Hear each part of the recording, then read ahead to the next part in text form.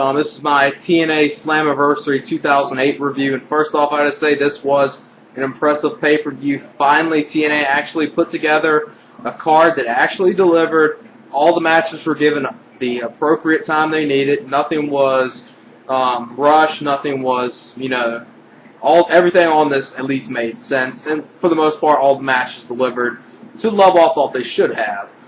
First up was the X Division title match with Frankie Kazarian versus Petey Williams. This was an exciting opener, a good match to start the card off with, and was really enjoyable and really liked it. You saw some good back and forth action from both of them. You saw some good stuff from Petey and Kaz, both in this match, good counters. Just a really enjoyable match.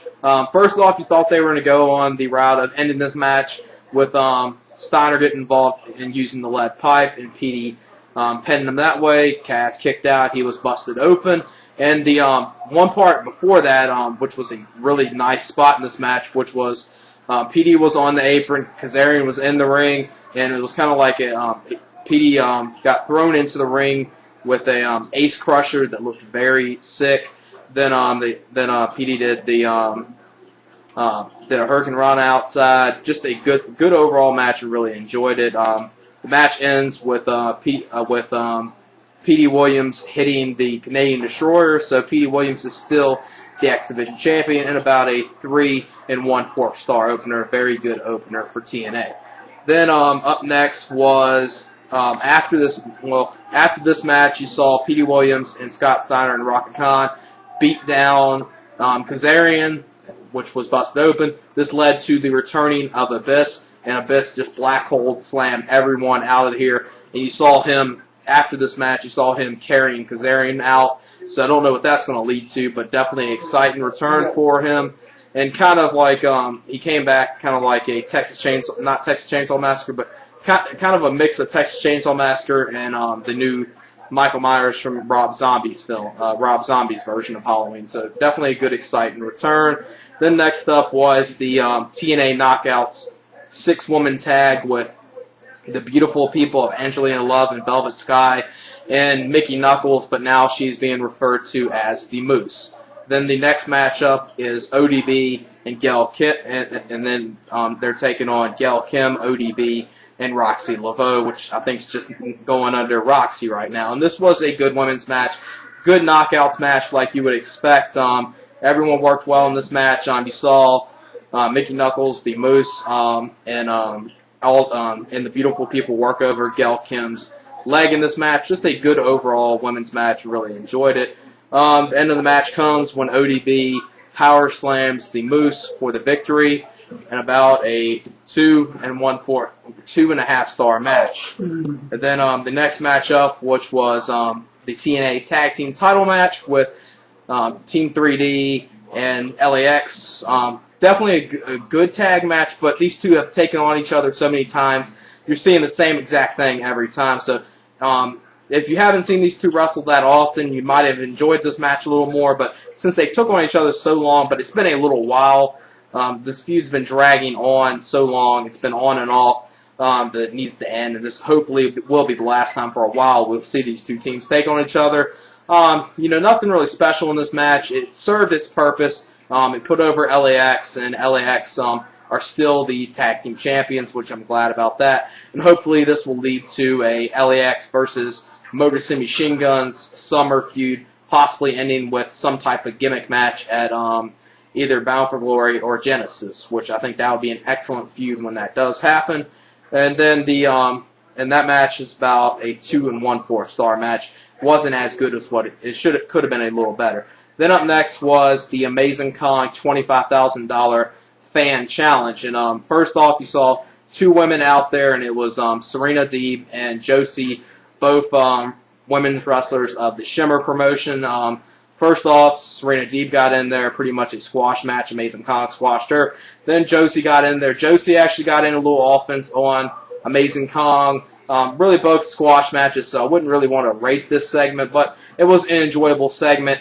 Then after Amazing Kong squashed both of them, you saw Eric Young come to the stage saying, "I found Elvis." Then some Elvis Imposter came out there, and Amazing Kong just beat the shit out of him and hit him with the Awesome Bomb, which was pretty good, and just a good overall segment, and it made sense. Then up next was the Jay Lethal and SoCal Val wedding, and first off, you saw all the veterans come out there, Kamala, Jake the Snake, which Jake the Snake, I gotta say, is looking a whole lot better, and it looks like he's actually healthy now.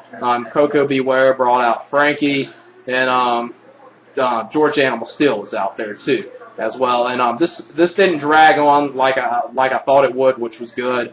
Just basically it started off with they were about to do the vows, and Sanjay Dutt broke that up, and he said he came in there saying, ever since I saw you, SoCal Val, I've been in love with you. So now they're going to basically do kind of like a love triangle angle, and obviously, you know, Jay Lethal's going to go after him for ruining his wedding. So this could lead to a very good feud with Sanjay Dutt and Jay Lethal, and hopefully at some point they get Jay Lethal out of this whole Macho Man character, but it's a gimmick that's over, so I see why they keep on doing it.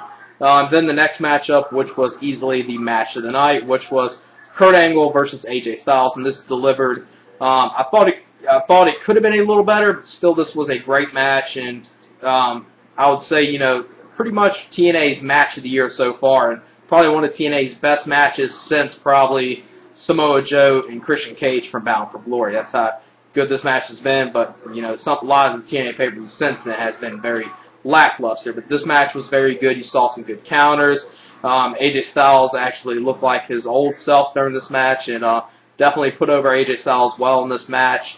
You saw Tomko out in this match. He tried to get involved. He was rushed to the back, and then the only part of this match which was bad was the ending of this, but it wasn't a terrible ending. You saw Karen Angle come out there with a steel chair. Angle tried to grab it. She stopped it, and then AJ Styles hit the Styles Splash. So thankfully they didn't have Tomko or Karen Angle involved that much in this match, and it didn't really hurt this match. And a very enjoyable match. Just, you know, a good mat wrestling this match, good counters. Both of these worked very well with each other and was giving a good amount of time, so they did a good stuff in here. And I would say easily about a 4-star, possibly to 4 1/4 stars.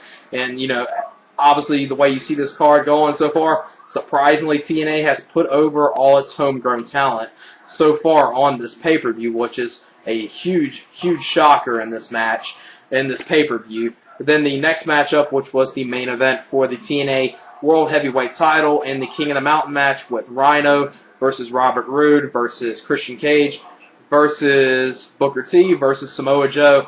This match was a little letdown. They didn't involve the ladder that much in this match, but you saw some good stuff in this match.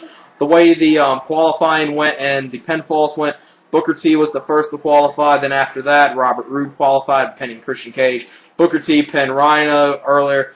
Rhino then pinned Robert Roode. Christian Cage pinned Booker T. And this led to Samoa Joe being the only one not having a pinfall to be able to secure the world title and go up the ladder and hang it.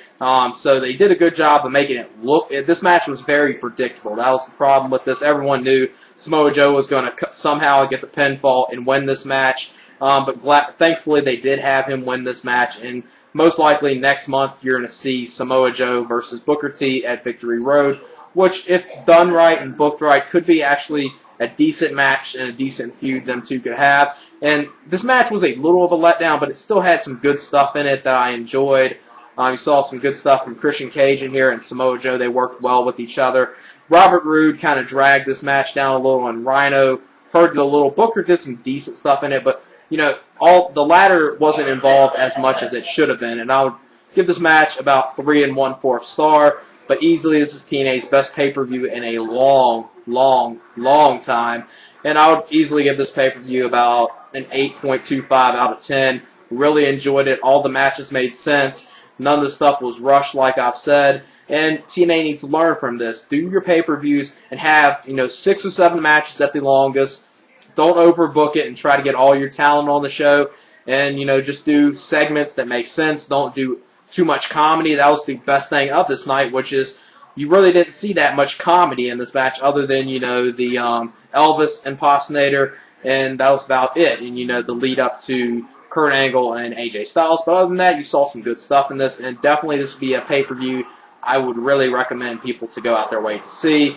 And yeah, that's it. Peace.